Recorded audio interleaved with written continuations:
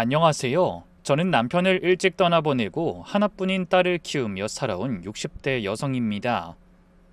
나이든 부모야 자식 잘 되는 게 사는 이유이자 기쁨이죠. 그런데 안타깝게도 제 딸의 초년은 순탄치 않았어요. 그런 딸이 좋은 사람 만나 다시 가정을 꾸리던 날 얼마나 기뻤는지 모릅니다. 하지만 한 치 앞도 알 수 없는 게 사람 일이라고 했던가요? 행복한 줄만 알았던 딸의 일상에 작은 균열이 생기기 시작하며 온 가족이 감당할 수 없는 사건에 휘말리게 됐습니다. 그 얘기를 하려면 먼저 딸에 관한 얘기부터 시작해야겠네요. 제 딸은 어려서부터 속이 깊은 아이였습니다.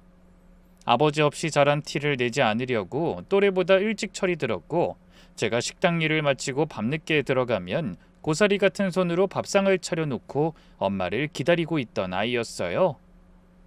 그런 딸을 보면 저는 늘 가슴 한쪽이 시렸습니다. 또래들이 아버지 손을 잡고 놀러 다닐 때 우리 애는 바쁘게 사는 엄마 눈치를 보느라 또래 아이들이 누리는 걸 다 포기하며 자랐으니까요. 그래서 저는 딸이 가정을 이뤘을 때 정말 행복했어요. 든든한 사위와 귀여운 손주까지. 힘들게 자란 딸이 드디어 남들처럼 살게 됐다고 생각했거든요. 하지만 하늘도 무심하시지. 성실하고 다정하던 사위가 갑자기 젊은 나이에 사고로 떠나버릴 줄 누가 알았겠어요. 그때가 아마 손녀가 2살 되던 해였을 겁니다. 그 후로 외롭게 살아가는 딸을 보며 속으로 얼마나 울었는지 모릅니다. 그러다 몇 해가 지나 딸이 좋은 사람을 만났다며 다시 가정을 이루겠다고 했을 때 저는 누구보다 기쁘면서도 한편으로는 걱정이 앞섰습니다. 하지만 만나보니 예비사위는 점잖고 무던한 사람이었어요. 말수가 많진 않았지만 딸을 대하는 눈빛이 따뜻하고 무엇보다 제 딸을 귀하게 여기는 마음이 곳곳에서 느껴졌습니다. 처음 인사 나누던 날 사위가 제 2손을 꼭 잡으며 이렇게 말했어요. 장모님, 부족하지만 평생 은영이한테 잘하겠습니다. 아이도 제 자식이랑 똑같이 키울 거고요. 더는 걱정 안 하시도록 잘 살게요. 지켜봐 주세요. 그 말 한마디에 전 그만 눈시울이 붉어지고 말았습니다. 그 사람에게도 사연이 있더군요. 전 저와의 사이에 딸이 하나 있는데 그 아이를 혼자 키우고 있었습니다. 산후에 우울증이 찾아와 마음의 병을 앓던 전처가 끝내 아이와 자신을 두고 멀리 유학을 떠나버렸다고 하더군요. 남편과 어린 딸을 두고 떠난 여자라니 처음에는 도무지 이해가 가지 않고 엄마 없이 자란 아이가 안쓰러웠어요. 하지만 생각해보니 본인도 오죽 힘들었으면 자신이 낳은 아이를 버리고 갔을지 한숨이 나왔죠. 딸도 제 마음과 같은 모양이었습니다. 엄마, 난 수영이가 참 마음에 걸려. 한쪽 부모가 없다는 게 어떤 건지 누구보다 내가 잘 알잖아. 그 애한테 엄마가 되어주고 엄마 빈자리 안 느끼게 해주고 싶어. 딸의 말에 전 더 이상 아무 말도 보태지 못했습니다. 제 딸도 반쪽 부모의 빈자리가 얼마나 시린지를 뼛속 같지 않은 애였으니까요. 그 마음이 기특하면서도 짠해서 전 그저 딸의 등을 가만히 쓸어주기만 했습니다. 그렇게 2사람이 한 가정을 이루고 사위의 딸과 제 딸이 낳은 손녀까지 더해져 식구가 4식구로 늘었습니다. 딸 내외는 둘 다 직장에 다녔어요. 요즘 세상에 외벌이로는 살림을 꾸리기가 쉽지 않다는 걸 저도 잘 알기에 누가 시키지 않아도 눈치껏 제 발로 딸네 집에 드나들기 시작했습니다. 아침이면 아이들을 챙겨 유치원에 보내고 오후가 되면 데리러 가는 일이 어느새 제 하루의 가장 중요한 일과가 되었네요. 그러면서 아이와도 정이 들었어요. 맹세코 저는 사위의 딸을 단 한 번도 남의 자식이라 여긴 적이 없습니다. 핏줄이 다르다는 이유로 죄 없는 애를 차별한다면 천벌을 받고도 남는다고 생각했거든요. 그 아이가 감기에 걸리면 제 손녀가 아플 때처럼 마음을 썼고 그 아이가 때를 쓰면 친손녀를 어느 때와 똑같이 다독였습니다. 하루는 그 아이가 열이 펄펄 끓어 제가 등에 업고 응급실에 달려간 적도 있었어요. 집에 와서도 물수건을 갈아가며 곁을 지키고 손을 잡아줬죠. 아이는 아픈 와중에도 부스스 눈을 떠 이런 말을 했습니다. 할머니, 안 가고 소영이 지켜줘서 고마워요. 아빠랑 둘이 살 땐 맨날 혼자 있었는데. 그 작은 입에서 생각지도 못한 말이 나오는데 어찌나 짠한지 가슴이 다 먹먹했어요. 그러니 어찌 정이 안 들 수가 있겠습니까? 애가 많이 외로웠는지 새 식구가 된 딸과 손녀를 정말 좋아하고 저도 살갑게 잘 따랐습니다. 할머니, 오늘도 할머니가 데리러 와요? 아침마다 그렇게 물으며 눈을 빛내는 아이가 어찌나 귀엽고 사랑스럽던지 절로 얼굴에 미소가 지어졌어요. 아이, 그럼 우리 강아지 할머니가 제일 먼저 데리러 갈게. 그러면서 머리를 쓰다듬으면 아이는 세상을 다 가진 얼굴로 웃었습니다. 그 웃음을 보는 게 저는 참 좋았어요. 피 한 방울 섞이지 않아도 그렇게 정이라는 게 쌓이더군요. 어느 순간부터 그 아이는 정말 제 귀한 손녀가 되었습니다. 딸도 그런 제 마음을 고맙게 여겼어요. 엄마, 애 둘 보느라 힘들지? 미안해서 어떡해. 딸이 그렇게 말하면 저는 손사래를 쳤습니다. 힘들긴 뭐가 힘들어. 늙음하게 손주들 재롱 보는 게 얼마나 큰 복인데. 너나 몸 상하지 않게 신경 쓰면서 일해. 그건 분명 진심이었어요. 아직 어린 두 아이를 돌보는 일이 고되지 않았다면 거짓말이겠지만 그것조차 저에겐 기쁨이었어요. 새로운 가정을 꾸려 잘 살아가려는 딸을 돕는 일이었으니까요. 늙어가는 몸뚱이가 누군가에게 쓸모가 있다는 것, 그것만큼 기쁜 일도 없더라고요. 사실 빈집에 혼자 앉아 있으면 하루가 어찌나 길던지 시계 초침 소리가 천둥처럼 크게 들리곤 했어요. 그러던 저에게 손주들은 메마른 땅에 내린 단비 같은 존재였죠. 그 작은 것들의 웃음소리 하나에 시들어가던 제 마음에 다시 물이 오르는 듯 했습니다. 그러니 어찌 마다하겠습니까? 누가 등 떠밀지 않아도 새벽같이 일어나 딸내로 향하는 발걸음이 저는 조금도 무겁지 않았습니다. 이런 제 마음을 모르는 지인들은 가끔 저를 앉혀두고 이런 말을 한마디씩 했어요. 아유, 친손주도 아닌 애까지 봐주느라 고생이 많으셔. 아이, 그냥 둘은 못 본다고 들어두어. 그런 말을 들을 때면 저는 방긋 웃으며 손을 내저었습니다. 친손주가 어딨고 남의 손주가 어딨어. 다 내 새끼지. 빈말이 아니었습니다. 그 무렵 저는 정말로 두 아이가 귀하고 사랑스러웠어요. 굳이 그런 아이들을 제 딸이 낳은 아이와 남이 낳은 아이로 선거어 생각할 이유가 없었죠. 그렇게 아이들을 돌보며 딸내 살림 도와주는 일상이 저에게는 더없이 행복하고 평온한 시간이었어요. 아침이면 두 아이의 보드라운 손을 양쪽에 하나씩 잡고 유치원으로 향했고, 저녁이면 딸 내외가 돌아올 시간에 맞춰 따뜻한 밥상을 차려뒀습니다. 가끔은 사위가 퇴근길에 사온 빵을 식구들이 둘러앉아 나눠 먹기도 했어요. 그런 소소한 풍경 속에서 전 비로소 안도했습니다. 평생 가슴 졸이며 지켜본 딸이 드디어 제대로 된 가정을 꾸리고 든든한 울타리 안에서 살아간다고 생각하니 흐뭇했죠. 그렇게 시간이 흐르며 평화로운 날들이 이어졌습니다. 그날도 여느 날과 다르지 않은 오후였지만 아이들 데리러 갈 준비를 서두르는 바람에 평소보다 조금 이른 시간에 유치원에 가게 됐어요. 하원 시간까지는 아직 여유가 많아 뭘 해야 하나 고민하는데 마침 바깥놀이 시간이었는지 마당 한쪽에서 아이들의 제잘거리는 소리가 담장 너머로 흘러나오더군요. 저는 굳이 안으로 들어가지 않고 익숙한 그 소리를 들으며 천천히 담장을 따라 걸었습니다. 아이들이 제잘거리며 웃는 소리가 돈 주고도 사기 힘든 귀한 노랫소리 같았거든요. 그 가운데 손주들 목소리가 섞여 있나 귀를 기울이는 게 너무나 설레고 즐거웠어요. 제 손주들이 어디쯤에서 뛰어놀고 있을까? 까치발을 들고 담장 안을 기웃거리는 제 모습이 누가 보면 우스웠을지도 모르겠습니다.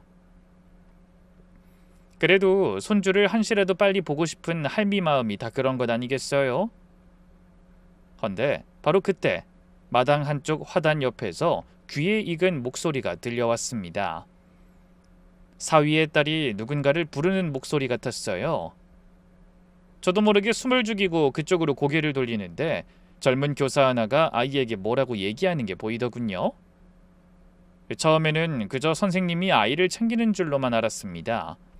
그런데 선생님의 입에서 나온 말이 바람결에 실려 저에게까지 들려온 순간 저는 그 자리에서 얼음처럼 굳어버리고 말았습니다.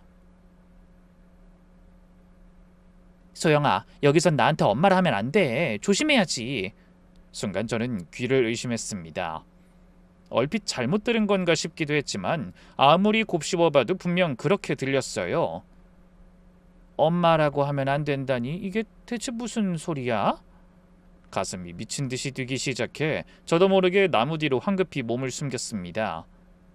그 와중에도 저는 나이가 들어 헛것을 들은 것이려니 애써 마음을 다잡았어요. 하지만 한번 흐트러진 마음은 좀처럼 가라앉지 않았습니다.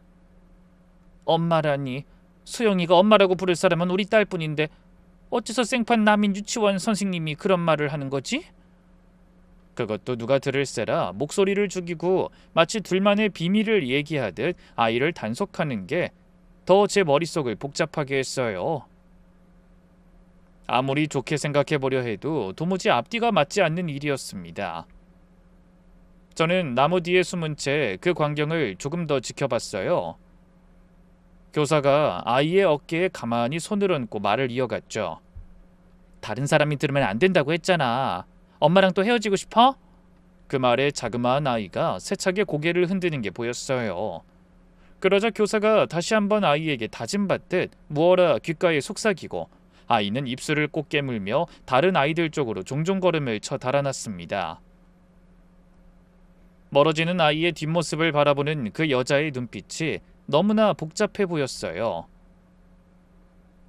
그건 분명 유치원 선생님이 제자를 바라보는 평범한 눈빛이 아니었습니다.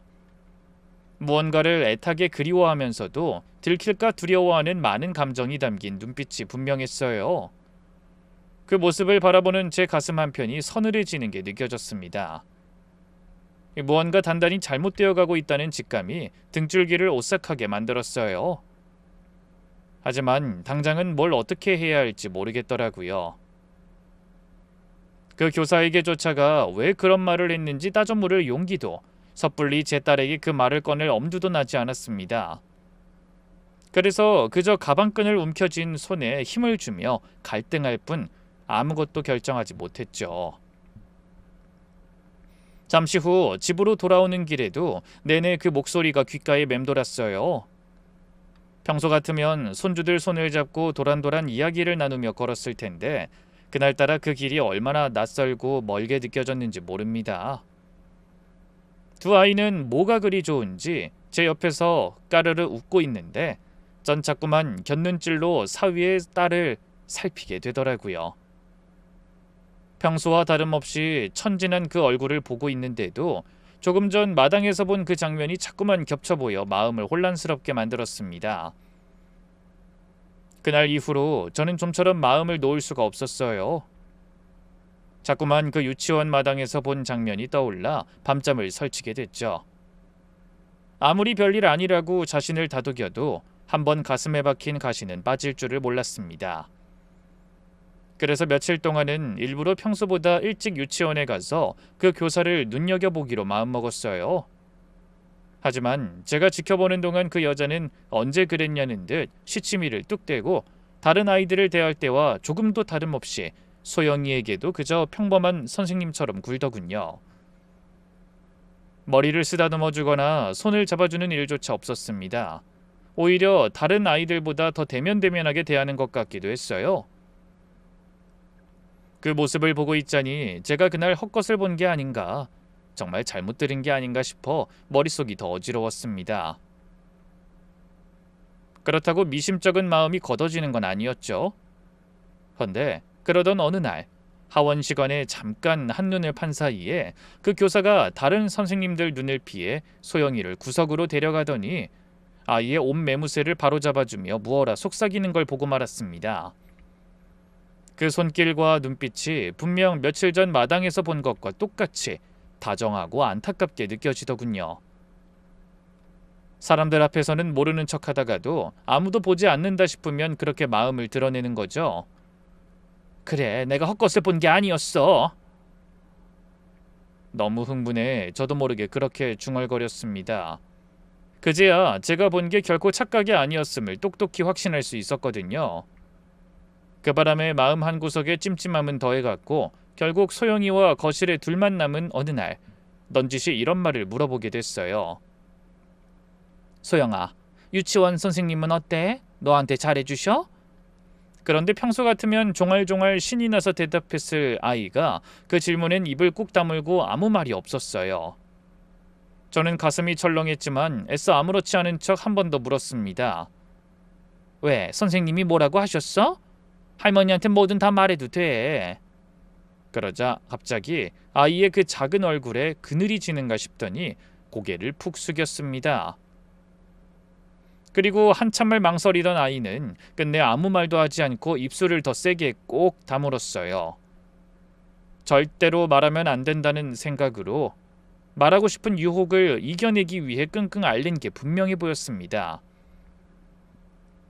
그 모습이 어찌나 안쓰럽던지 더 캐물었다가는 아이가 울음이라도 터뜨릴까봐 저는 차마 더 다그치지 못하고 한숨만 쉬었습니다. 그래도 영 마음이 놓이질 않아 다음날 한 번 더 부드럽게 아이를 어르듯 물었네요. 소영아, 혹시 선생님이 아무한테도 말하지 말라고 한 거 있니? 할머니한테만 살짝 알려줄래? 그 말에 아이가 흠칫 놀라더니 겁먹은 눈으로 절 올려다보더라고요. 금방이라도 눈물이 터질 것 같은 얼굴이더군요. 제가 아무 말도 없이 바라보자 아이가 모기만한 목소리로 입을 열었어요. 할머니, 나 비밀 지켜야 해요. 말하면 안 돼요. 비밀? 무슨 비밀인데? 선생님하고 소영이만의 비밀이야? 할머니한테도 말 못하는 거니? 놀란 제가 다시 묻자 아이는 또 입을 꾹 닫아버리고 고개만 세차게 가로저었어요. 마치 더 말하면 큰일이라도 나는 것처럼 두려워하는 눈빛이라 더 이상 아무것도 캐물을 수가 없었습니다. 그날 저는 집에 돌아와서도 소영이의 그 시무룩한 얼굴이 자꾸만 눈에 밟혔어요. 도대체 무슨 사연이기에 그 어린 것이 입을 꾹 다물고 말도 못하는 걸까? 생각하면 할수록 가슴이 답답해 견딜 수가 없었습니다.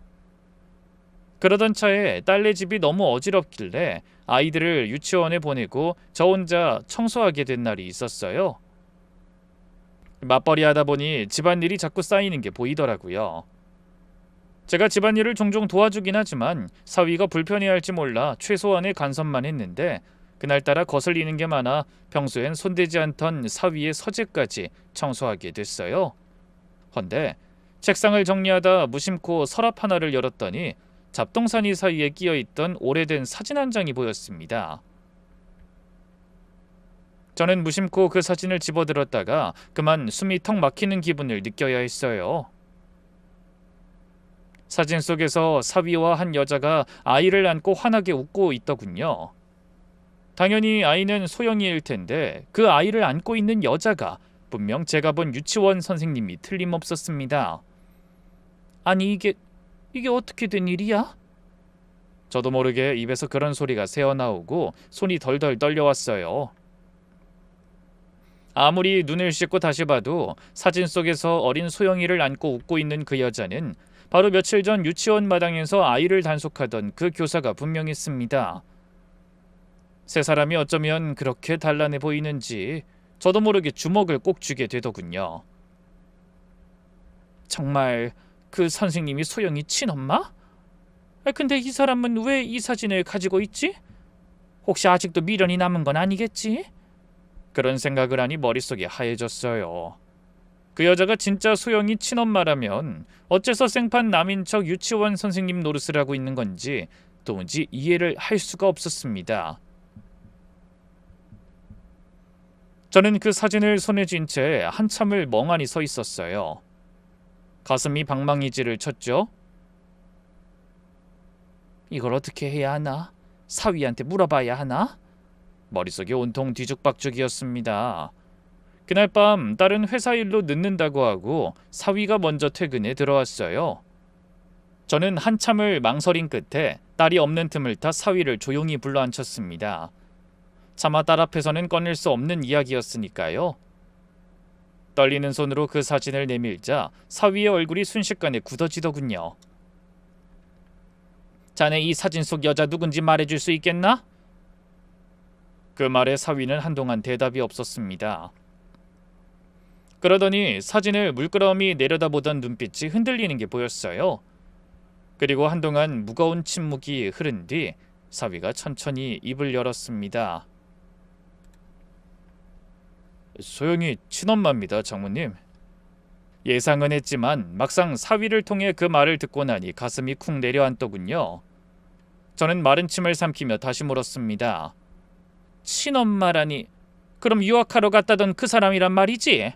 네. 그 소영이 낳고 산후 우울증이 심하게 와서 이혼한 뒤에 자기 인생 찾겠다고 멀리 떠났어요. 어린 것을 두고 어떻게 그런 모진 결심을 했을까? 저도 모르게 한숨 섞인 말이 새어나왔습니다. 사위도 깊은 한숨을 내쉬며 말했어요. 이 사진은 소영이가 크면 언젠가 친엄마를 찾을 날이 올 것 같아서 그때 보여주려고 딱 한 장만 남겨둔 겁니다. 그 아이한테 엄마가 아예 없는 사람처럼 거짓말하고 싶진 않았거든요. 그 말을 하는 사위의 목소리에는 짙은 회한이 묻어 있었어요. 그 모습이 어찌나 안쓰럽던지 저는 잠시 할 말을 잃었습니다. 그러다 조심스레 한마디 더 건넸어요. 그래, 그 사람은 지금 어디서 어떻게 지내는지 자네는 아는가? 사위는 씁쓸하게 웃으며 고개를 저었습니다. 모릅니다. 떠난 뒤로 연락 한 번 없었어요.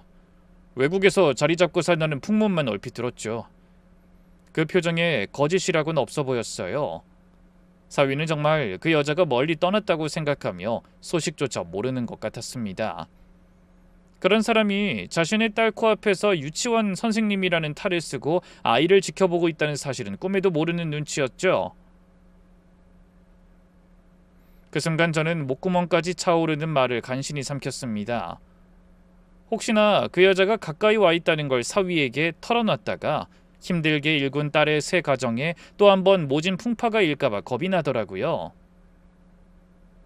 딸과 사위가 새 살림을 차린 지 얼마 되지도 않았는데 괜한 제 말 한마디로 멀쩡한 가정에 금이 가면 저는 평생 후회 속에 살다 눈도 제대로 못 감을 것 같다는 생각이 들었어요. 게다가 그때까지는 제가 뭐 하나 똑똑히 아는 게 없었습니다. 그저 유치원 마당에서 들은 그 말 한마디와 서랍 속 사진 한 장이 전부였죠. 그것만으로 섣불리 입을 놀렸다가 사위와 그 여자가 재회하기라도 하면 어떤 일이 일어날지 솔직히 불안했어요. 그러니 더더욱 신중할 수밖에 없었죠. 그렇다고 모른 척 덮어두기에는 그날 본 여자의 눈빛이 자꾸만 마음에 걸렸어요. 너무나 간절한 그 눈빛과 아이를 입단속하는 태도가 영 깨름칙하더라고요. 그러면서도 제대로 키우지 못한 자식을 멀리서라도 바라보고픈 어미의 마음이 어떤지 조금은 알 것도 같아 더 고민이 됐습니다. 그날 밤 저는 내내 잠을 이루지 못한 채 천장만 바라보며 뒤척였어요. 오죽 애가 보고 싶으면 선생까지 되어 자식 곁을 맴돌까. 자기가 먼저 버리고 떠났으니 당당하게 나서지도 못하는 거겠지? 그렇다고 저대로 놔두다 애 아빠랑 마주치기라도 하면... 사위가 혼란스러워할까봐 걱정되면서도 한편으론 그 여자가 가엾기도 했어요. 자기가 낳은 아이를 멀찍이서 바라만 봐야 하는 심정이 오죽할까 싶어 안타까운 마음도 들었거든요. 어떻게 해야 아무도 상처받지 않고 그 일을 매듭지을 수 있을지 도무지 풀리지 않는 수수께끼를 안고 있는 것처럼 가슴이 답답했습니다. 한 번은 유치원을 옮기자고 말해볼까도 했어요. 하지만 그랬다가 괜히 사위와 딸이 이상하게 여길 것만 같고 그 여자가 또 따라올지도 모른다는 생각이 들어 그것도 정답은 아닌 것 같더라고요. 그날 이후 저는 겉으론 아무 일 없는 척 평소처럼 아이들을 돌봤지만 속으로는 하루에도 몇 번씩 마음이 오락가락했습니다. 사위의 얼굴을 볼 때마다, 소영이의 시무룩한 옆모습을 볼 때마다 가슴 한편이 무겁게 짓눌리는 기분이었어요. 앞이 보이지 않을 정도로 거대한 먹구름이 아이들 곁으로 서서히 몰려오고 있는 것만 같아 불안한 마음을 안고 하루하루를 버텨나가고 있었죠. 그렇게 속을 끓이며 지내던 어느 주말이었어요. 마침 가까운 친구 손녀의 돌잔치가 있어 기분 전환도 할 겸 모처럼 곱게 차려입고 잔치가 열리는 뷔페로 향했습니다. 오랜만에 옛 친구들 얼굴도 보고 머릿속을 가득 채운 그 답답한 근심도 잠시나마 잊어볼 요량이었죠. 잔치집 분위기가 어찌나 흥겹던지 정말 오랜만에 마음이 좀 가벼워지는 듯 했습니다. 친구들과 둘러앉아 음식을 나눠 먹으며 옛 이야기를 하다 보니 며칠간 마음은 짓눌러온 그 무거운 근심 걱정도 잠시나마 내려놓을 수 있었어요. 손주들 자랑, 자식들 흉, 늙어가는 신세 한탄까지 그런 시시콜콜한 수다가 그렇게 정겨울 수가 없더라고요. 그래서 그날만큼은 골치 아픈 일들은 다 잊고 그저 잔칫집의 흥겨움에 푹 빠져보자고 마음먹었습니다. 그런데 음식을 가지러 가려고 자리에서 일어나 뷔페 코너 쪽으로 걸어가던 그때 저만치 떨어진 창가 자리에서 낯익은 얼굴 하나를 발견했어요.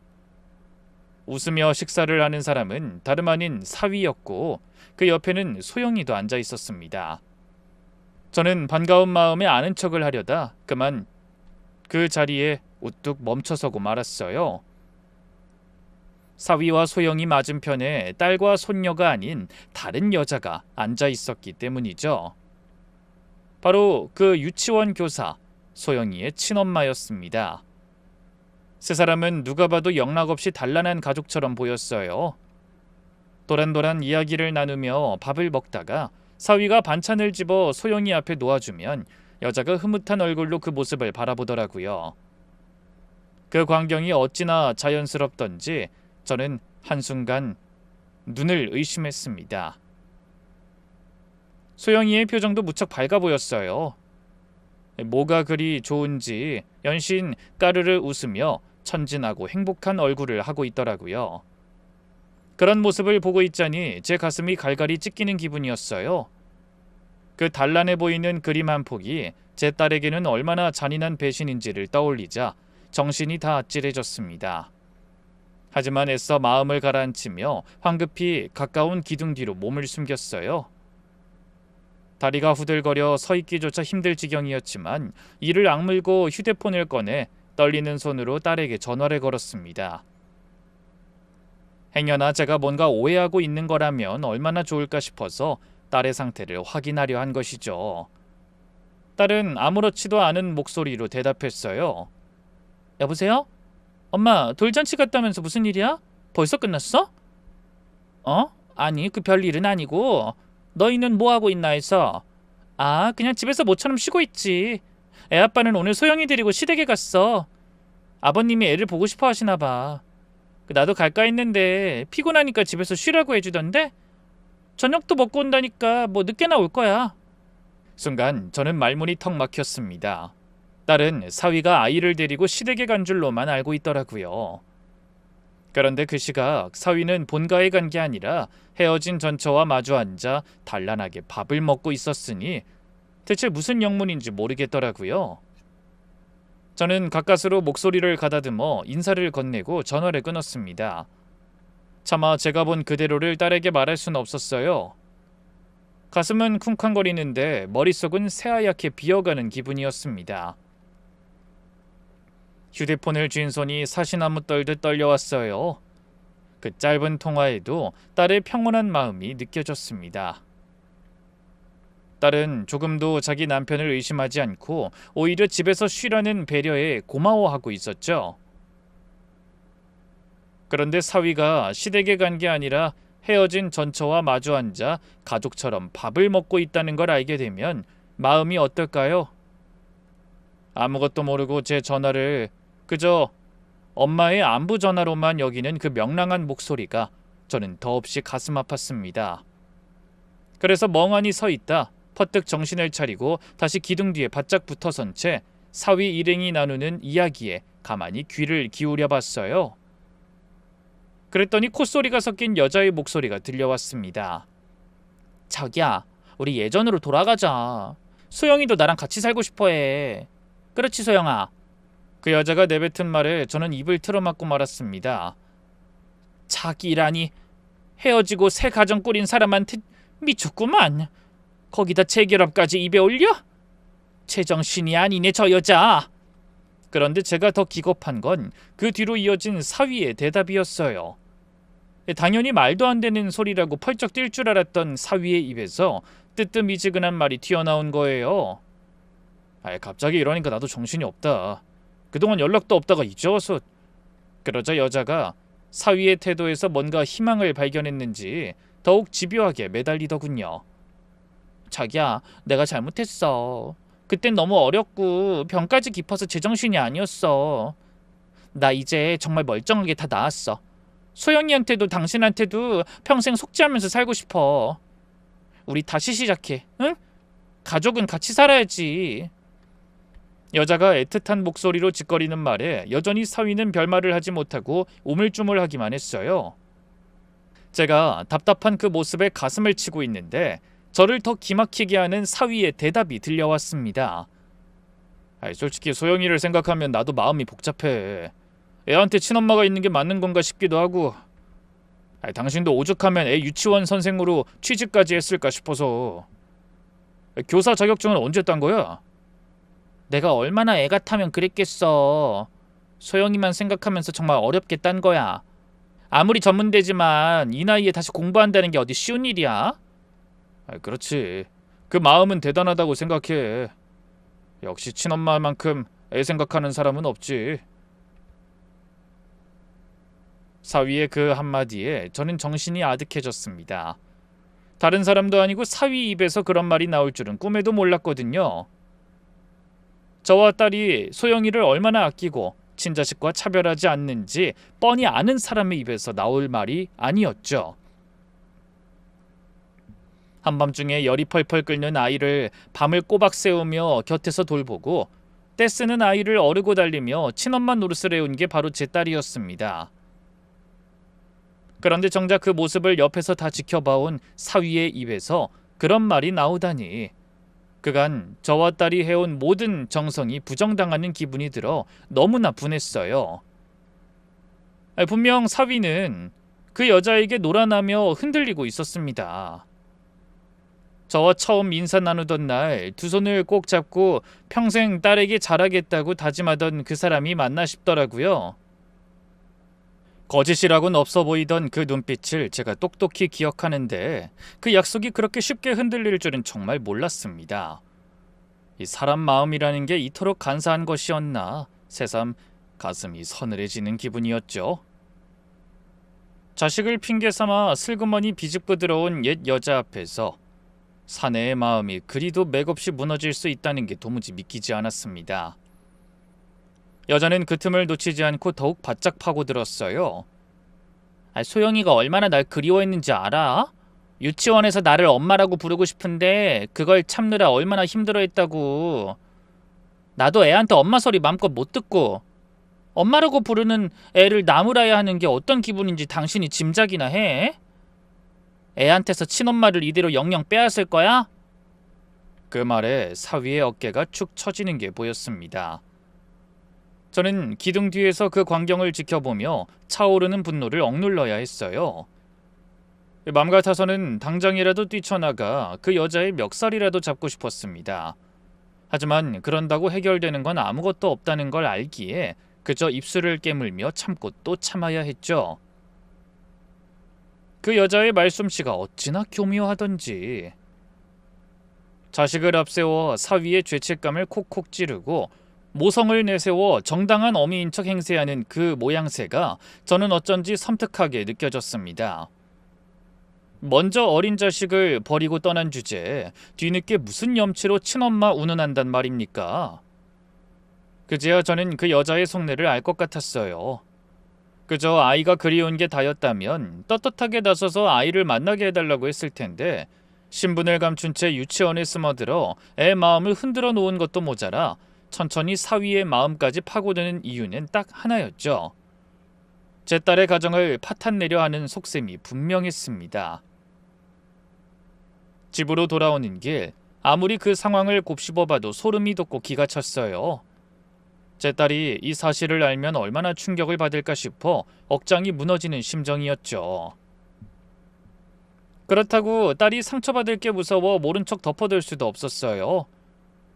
뱀처럼 간사한 그 여자가 또 어떤 방법으로 사위를 흔들어 놓을지 알 수 없었으니까요. 버스 차창에 비친 제 얼굴은 하루 사이에 10년은 더 늙어 보였습니다. 평생을 가슴 졸이며 키운 딸이 이제야 겨우 남들처럼 따뜻한 가정을 꾸리고 사는가 싶었는데 그 행복이 모래성처럼 허물어지려 하고 있었죠. 자식 가진 어미 마음이 다 그렇겠지만 차라리 그 고통을 제가 대신 짊어질 수만 있다면 얼마나 좋을까 싶은 마음뿐이었습니다. 그날 밤도 저는 잠을 이루지 못했어요. 딸에게 그 사실을 어떻게 말해야 하나, 어설프게 입을 열었다가 도리어 부부싸움만 부추기는 꼴이 되면 어쩌나 별의별 걱정이 다 들더라고요. 그러면서도 한편으론 영문도 모르고 남편을 믿고 있을 딸이 떠올라 가슴이 미어졌습니다. 결국 다음 날 아침 저는 큰맘 먹고 딸에게 넌지시 운을 떼보기로 했어요. 그래서 손주를 유치원에 보내러 가는 길에 출근 준비하는 딸 곁으로 슬그머니 다가갔습니다. 밤새 수십 번을 망설인 끝에 더는 조용히 입 다물고 지켜만 볼 수는 없다는 결론을 내렸거든요. 어떻게든 딸에게 귀뜸이라도 해줘야겠다고 마음을 굳힌 거죠. 하지만 막상 딸의 얼굴을 마주보니 쉽게 입이 떨어지지 않았습니다. 은영아, 너 요즘 김서방이랑은 별일 없니? 사이 좋고? 별일 없지 그럼. 근데 갑자기 그건 왜? 딸이 영문을 모르겠다는 얼굴로 절 돌아보더군요. 그 맑은 얼굴을 마주하자 차마 그 다음 말이 입 밖으로 나오지 않았습니다. 사위가 전철을 만나고 다니는 것도 모자라 둘이 재결합 이야기를 나눈다는 말을 어떻게 하겠어요? 아니야, 그냥 맞벌이 하느라 너무 바쁜 게 아닌가 해서 그냥 노파심에 하는 말이야. 저는 또 그렇게 말끝을 흐리고 말았습니다. 아무것도 입 밖에 내지 못한 채 무거운 비밀을 가슴속에 꾹꾹 눌러 담고 돌아선 거죠. 그날 이후로 저는 사위의 얼굴을 똑바로 마주보기가 힘들었습니다. 아무 일 없다는 듯 저녁상에 둘러앉아 딸을 향해 웃고 떠드는 사위를 볼 때면 속에서 천불이 났어요. 그러면서도 부디 사위가 마음을 다잡기를, 한순간의 흔들림으로 끝나기를 빌고 또 빌었습니다. 딸이 어렵게 일군 작은 행복이 절대 무너지지 않길 온 마음을 다해 간절히 기도했죠. 그렇게 마음을 졸이며 사위가 부디 정신을 차리기를, 그 못된 여자의 손아귀에서 벗어나기를 기도하는 나날들이 이어졌어요. 하지만 제 간절한 바람과는 달리 일은 걷잡을 수 없는 쪽으로 치닫고 있었습니다. 그날도 저는 두 손주를 돌보며 딸 내외가 돌아오길 기다리고 있었어요. 그런데 퇴근한 딸이 현관문을 들어서기가 무섭게 그 자리에 풀썩 주저앉아 울음을 터뜨리는 게 아니겠어요? 저는 깜짝 놀라 한 걸음에 달려갔습니다. 은영아, 너 왜 그래? 무슨 일이야? 어디 아파? 하지만 딸은 아무 말도 못하고 그저 어깨를 들썩이며 흐느끼기만 했습니다. 그러다 떨리는 손으로 휴대폰을 제 앞에 쑥 내밀더군요. 화면을 들여다본 순간 저는 가슴이 철렁 내려앉았습니다. 그 안에는 차마 눈뜨고 보기 힘든 사진 한 장이 떠 있었어요. 침대에 나란히 누운 사위와 그 여자, 유치원 교사가 되어 손녀의 곁을 맴돌던 사위의 전처가 곤히 잠든 사위 옆에서 보란듯이 웃으며 사진을 찍었더라고요. 엄마, 이 여자가 소영이 친엄마래. 두 사람이 완전히 헤어진 게 아니라 아직도 만나고 있나 봐. 그 여자가 나한테 이 사진을 보냈어. 나 이제 어쩌지? 딸은 눈물을 펑펑 쏟으며 우느라 얼굴이 말이 아니었어요. 결국 그 뻔뻔한 여자가 남의 가정을 박살내고도 보란듯이 그 증거를 들이밀어 딸의 가슴에 대못을 박은 겁니다. 그 악독한 심보에 저는 치가 다 떨렸어요. 유치원 교사가 학부모 전화번호를 알아내는 거야 식은죽 먹기였으니 아무것도 하지 못하고 우물쭈물하는 사이 사달이 나고 만 거죠. 아무리 자식이 보고 싶어 찾아온 어미라 한들 어찌 그렇게까지 잔인할 수가 있는지 도저히 제 머리로는 이해가 되지 않았어요. 솔직히 아이가 그리운 건 핑계고 어떻게든 멀쩡한 남의 남편을 빼앗아 예전으로 돌아가겠다는 심보가 확실하더군요. 그 여자의 목적은 처음부터 자식이 아니라 제 딸이 앉아있던 그 자리였던 겁니다. 저는 그제야 지난 일을 후회하며 그동안 제가 보고 들은 걸 딸에게 털어놨어요. 유치원 마당에서 들은 말도, 서랍 속 사진도, 뷔페에서 목격한 그 단란한 광경도요. 그리고 두 사람이 재결합을 입에 올리던 것까지 하나도 빠짐없이 말해버렸죠. 딸은 제 이야기를 들으며 넋이 나간 사람처럼 멍하니 앉아있다가 다시 오열하기를 반복했습니다. 엄마, 난 정말 아무것도 몰랐어. 그 사람이 소영이랑 둘이 나간다고 할 때마다 의심 한 번 안 했는데 내가 너무 바보였어. 그동안 노력해온 게 다 부질없는 시간 낭비였나 봐. 그 말에 제 가슴도 무너져 내렸어요. 저는 딸의 등을 쓸어주며 겨우 입을 떼었습니다. 은영아, 네 잘못이 아니야. 사람을 믿은 게 어떻게 죄가 되겠니? 잘못한 건 너를 속인 그 인간들이지. 하지만 그 어떤 말도 산산조각난 딸의 마음을 위로할 순 없었습니다. 그날 밤 사위가 돌아오자마자 딸은 그 사진을 들이밀며 따져 물었어요. 이게 뭐야? 당신이 어떻게 이럴 수가 있어? 이런 얄팍한 마음으로 재혼을 결심했던 거야? 그런데 처음 몇 번 발뺌하던 사위도 더는 어쩔 수 없다고 느꼈는지 결국 고개를 떨구고 모든 걸 인정하더군요. 미안해. 소영이 엄마를 자꾸 만나다 보니 옛감정이 되살아나서 나도 어쩔 수가 없었어. 그 말을 듣는 순간 눈앞이 캄캄해졌습니다. 어쩔 수가 없었다니. 가정을 지킬 의지가 손톱만큼이라도 있었다면 진짜 그 여자를 내쳤어야 마땅한 일인데 사위는 여전히 변명만 하고 있었어요. 게다가 오히려 한술 더 떠 도저히 입에 담지 못할 말까지 꺼냈죠. 그리고 이왕 이렇게 된 거 소영이는 친엄마가 키우는 게 맞는 것 같아. 애도 친엄마를 그렇게 따르고 나도 그게 아이한텐 더 낫다고 생각해. 아무리 노력한다고 해도 핏줄이 달라지는 건 아니잖아. 당신한테는 배 아파 낳은 애가 따로 있는데 어떻게 소영이랑 똑같겠어. 그 말에 딸이 믿을 수 없다는 듯 고개를 들었어요. 뭐? 그게 무슨 소리야? 애를 그 여자한테 보낸다는 거야? 설마 당신도 같이 가겠다는 건 아니지? 이런 사진까지 본 마당에 당신도 이제 날 믿고 살 수 없을 거 아니야. 우린 이미 너무 멀리 온 것 같아. 그 말에 딸이 사위의 가슴을 주먹으로 치며 울부짖었습니다. 어떻게 그런 말을 할 수 있어? 바람 피운 주제 무릎 꿇고 빌어도 모자랄 판에 뭐가 어쩌고 어째? 딸의 절규에도 사위는 눈 하나 깜짝하지 않았습니다. 그 모습을 지켜보는 저도 기가 막혀 말이 다 안 나왔어요. 딸이 소영이에게 쏟은 정성을 뻔히 보아온 사위라는 인간이 어떻게 그 모든 일들을 한순간에 헌신짝처럼 내던질 수가 있는지 믿어지지 않았죠. 결국 저는 우느라 정신 못 차리는 딸을 대신해 나섰습니다. 김서방, 자네 지금 제정신으로 하는 말인가? 우리 은영이가 소영이한테 쏟은 정이 얼만데 어떻게 그런 모진 말을 해? 나도 하늘의 맹세코 소영이 친손녀 아니라고 생각한 적 없네. 만약 그랬다면 내가 천벌을 받고 죽어 이 사람아. 제가 떨리는 목소리로 외쳤지만 사위는 그저 고개만 푹 숙인 채 아무 대꾸도 하지 않았어요. 이미 마음이 그 여자에게 기울어버린 사람 귀에 제 말이 들어올 리 없었죠. 저는 그 모습을 보며 절로 한숨이 나왔습니다.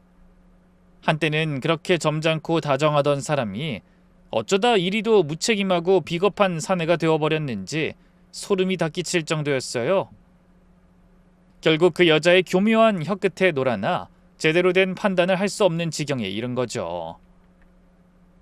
자식을 핑계 삼아 가정을 버리겠다는 그 말이 저에게는 그저 비겁한 변명으로밖에 들리지 않았습니다. 사람 속은 열 길 물속보다 알기 어렵다는 옛말이 그제야 뼈에 사무치게 와닿으며 생각할수록 분하고 또 분했어요. 그런 난리 속에 결국 딸은 이혼을 결심했습니다. 더 매달리고 싶어도 매달릴 수 없을 만큼 사위의 마음이 이미 완전히 떠나 있더라고요. 저는 딸이 안쓰러워 그 여자를 도저히 가만히 둘 수가 없었어요. 은영아, 그 여자 그냥 두면 안 된다.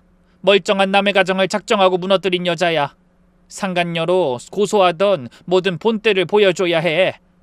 죄짓곤 못 산다는 걸 알게 해야지.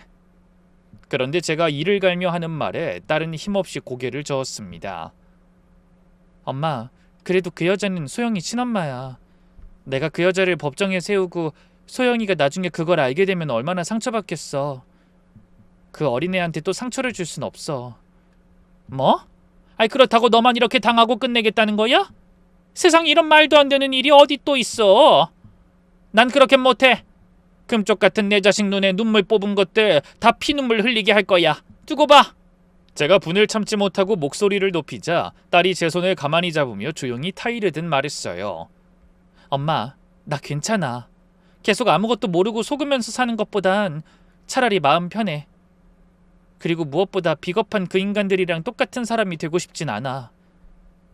소영이 생각하면 그냥 이렇게 끝내는 게 맞아. 내 분풀이 하자고 안 그래도 상처 많은 애 더 힘들게 할 순 없잖아. 소영이가 이제부터라도 온전히 좋은 가정에서 남부러울 것 없이 잘 지내면 난 그걸로 만족해. 처음엔 서운하기도 했지만 애가 핏줄이 땡기는 걸 뭐라고 할 순 없잖아. 그 말에 저는 그만 할 말을 잃고 말았습니다. 제 딸은 마지막 순간까지도 자기를 배신한 그 모진 사람들보다 죄 없는 아이를 먼저 걱정하고 있었던 거예요. 그 착한 심성이 어찌나 가엾고 또 대견하던지 저는 딸을 끌어안고 함께 울 수밖에 없었습니다. 그렇게 딸은 그 여자를 고소하지도 못한 채 모든 걸 가슴에 묻고 조용히 이혼 서류에 도장을 찍었어요. 두 사람이 부부의 연을 맺은 지 그리 오래되지도 않았는데 그 짧은 행복이 너무나 허무하게 끝나버렸죠. 이삿짐을 싸는 딸의 뒷모습을 바라보며 저는 몇 번이나 돌아서서 눈물을 훔쳐야 했습니다. 딸이 만신창이가 된 채 모든 걸 잃고 빈손으로 돌아서는 모습을 지켜보는 제 심정은 말로 다 표현할 수 없을 만큼 고통스러웠어요. 사별하고 힘들게 살던 딸이 겨우 제 짝을 만나 사람답게 사는가 했는데 다시 혼자가 되어 어린 손녀를 데리고 돌아오는 모습을 지켜보며 제가 해줄 수 있는 거라곤 따뜻한 밥 한 끼 차려주는 것밖에 없더라고요. 소영이와 헤어지는 것도 쉽진 않았습니다. 비록 핏줄은 아니었지만 친손녀나 다름없이 여기던 아이를 다신 못 본다고 생각하니 가슴이 미어졌어요. 마지막으로 그 아이를 떠나보내던 날 저는 차마 그 작은 얼굴을 똑바로 바라보지도 못했습니다. 영문도 모르고 눈물 흘리는 제 손을 가만히 잡아주던 그 아이의 모습이 두고두고 눈에 밟혀 한동안 잠을 이루지 못했죠. 그 어린 것이 무슨 죄가 있겠어요. 그저 친엄마라고 다가서는 사람을 밀어내지 못한 아이를 탓하고 나무랄 순 없었죠. 그래서 부디 그 아이만큼은 어디서든 건강하고 행복하게 자라기를 전 진심으로 기도했습니다. 그런데 딸과 제가 상처받은 마음을 추스르기도 전에 사위가 곧바로 그 전처와 다시 혼인신고를 했다는 사실을 알게 됐어요. 딸이 지인을 통해 그 소식을 전해 들었다고 한 날 저는 분하고 억울해서 밤새 가슴을 쳤습니다. 결국 그 여자가 처음부터 노린 게 바로 그 자리였다는 걸 다시 한번 가슴 아프게 깨달아야 했죠. 제 딸을 밀어내고 다시 그 자리를 차지했으니 얼마나 신바람이 날지 생각하는 것만으로도 치가 떨렸습니다. 멀쩡한 가정 하나를 풍비박산 내놓고도 죄책감은커녕 마치 제자리를 되찾았다는 듯 뻔뻔하게 새살림을 차리는 그 모습을 떠올리니 억장이 무너지더군요. 그쯤 되니 저는 무심한 하늘도 먼저 떠난 남편도 원망스러웠어요. 어쩌면 세상에 이런 법이 다 있나 싶더라고요. 못된 짓만 골라 한 사람은 멀쩡히 가정을 이루고 사는데 죄 없이 당하기만 한 제 딸은 모든 걸 잃고 빈손이 되었으니까요. 그 억울함을 어디서 풀어야 하는지 몰라 가슴을 치며 딸을 돌봐주지 않는 조상님과 떠난 남편을 향해 부질없는 화를 냈습니다. 그렇게 넉 달이란 시간이 흘렀어요. 딸은 손녀를 데리고 아픈 기억이 묻은 동네를 떠나 친정으로 돌아왔습니다. 끔찍한 기억을 잊고 다시 시작하는 게 쉬운 일은 아니었지만 손녀와 저를 위해 조금씩 기운을 차리려고 노력하는 딸을 보며 저도 겨우 한숨을 돌렸죠. 그러면서 우리 세 식구끼리라도 오순도순 잘 살아보자고 마음을 다잡았습니다. 그러던 어느 주말 오후였어요. 딸은 훌쩍 자란 손녀의 옷을 사러 쇼핑몰에 간다고 했고 저는 주방을 정리하고 있었죠. 그때 뜻밖에도 전 사위의 번호로 연락이 왔더라고요. 저는 가슴이 철렁해 그냥 끊으려다가 전화기 너머에서 들려오는 소리에 화들짝 놀라고 말았습니다. 사위가 아니라 어린 소영이의 울음 섞인 목소리가 들려왔기 때문이죠. 할머니, 나 너무 배고파요. 아침도 점심도 다 굶었어요. 어제 열도 났는데 병원에도 못 가고 할머니 보고 싶어요. 그 목소리에 저는 정신이 번쩍 들었어요. 무슨 일이냐고 다급하게 물었지만 아이는 그저 흐느끼며 같은 말만 되풀이했습니다. 그래, 알았어 소영아, 울지마. 할머니가 지금 바로 갈게. 집에 그대로 있어, 알았지? 저는 두근거리는 가슴을 안고 한 걸음에 그 집으로 달려갔습니다. 그런데 문을 열고 들어선 순간 그만 그 자리에 얼어붙고 말았어요. 딸과 함께 살 때 반짝반짝 윤이 나던 그 집이 발 디딜 틈 없는 쓰레기장으로 변해 있었거든요. 사위는 술에 잔뜩 취해 소파에 골아떨어져 있었고 소영이는 그 옆에서 배가 고프다며 울고 있었습니다. 며칠은 제대로 씻지도 못한 듯 그 곱던 아이의 몰골이 말이 아니었어요. 냉장고를 열어보니 먹을 것 하나 없이 텅 비어 있더군요. 저는 부랴부랴 장을 봐와 따뜻한 밥을 지어 먹이고 아이를 겨우 재웠어요. 아직 열이 좀 남아있는 것 같아 해열제를 먹이니 금방 잠들더라고요. 사위는 그제야 술 냄새를 풍기며 부스스 잠에서 깨어났습니다. 그러다 제가 거실을 치우고 있는 모습을 보더니 깜짝 놀라더군요. 저는 그 얼굴을 마주보는 것조차 우라통이 치밀어 고개를 돌린 채 말했습니다. 애 키우는 사람이 이게 뭐하는 짓인가? 집구석은 왜 이 꼴이고 애가 열이 나는데 병원은커녕 밥도 안 먹여? 이러려고 우리 딸 눈에 눈물 뽑았나? 소영이 밥이랑 약 먹고 겨우 잠들었으니 정신 차리고 애 좀 제대로 보게. 그러자 갑자기 사위가 제 앞에 무릎을 털썩 꿇더니 오열하기 시작했습니다. 장모님, 제가 죽일 놈입니다. 정말 잘못했어요. 전 그냥 모른 척 돌아서 나오려다 허공에 한숨을 쉬며 물었어요. 이게 다 어떻게 된 일인가? 소영이 엄만 어디 가고 자네 혼자 애를 저 지경이 되게 놔둬. 그러자 사위가 머리를 쥐어뜯으며 그간의 일을 털어놨습니다. 아이의 친모라는 그 여자가 애를 키우긴커녕 거들떠보지도 않고 방치하며 사위의 재산만 몽땅 빼돌려 달아난 뒤였어요. 더 기가 막힌 건 경찰에 신고하고 나서야 드러난 그 여자의 정체였습니다. 여자는 유치원 교사 자격증조차 없는 사람이었어요. 브로커를 통해 신분과 교사 자격증을 위조해 위장 취업한 겁니다. 그러면서 소영이에게 어릴 적 사진을 보여주고 자기가 친엄마라고 세뇌해온 거죠. 목적은 단 하나, 돈이었습니다. 더 놀라운 건 그 여자가 이미 도박과 사기로 수배 중인 몸이었다는 겁니다. 빚에 쫓기던 끝에 자기 딸과 전 남편에게 의도적으로 접근해 안방을 차지한 거죠. 그리고 전 남편의 신분증과 도장을 빼내고 위임장을 위조해 재산을 몰래 처분하고 사위 이름으로 사채까지 끌어다 썼다는 겁니다. 그러고는 또다시 아이를 내팽개친 채 해외로 밀입국하려다 붙잡혀 결국 감옥에 갇혔다고 하더군요. 이 조사 과정에서 예전에 산후 우울증으로 유학을 떠났다던 것도 새빨간 거짓말이었음이 밝혀졌다네요. 실은 다른 남자와 바람이나 어린 자식을 거들떠보지도 않고 떠났던 거예요. 사위는 눈물을 흘리며 떨리는 목소리로 말했습니다. 저는 그 여자 말만 믿고 진짜 애 때문에 돌아온 줄 알았어요. 수배범이라 신분도 다른 사람으로 속여서 위장 취업하면서 일부러 접근한 것도 몰랐어요. 은영이랑 장모님한테 그렇게 몹쓸 짓을 했으니 제가 벌을 받나 봐요.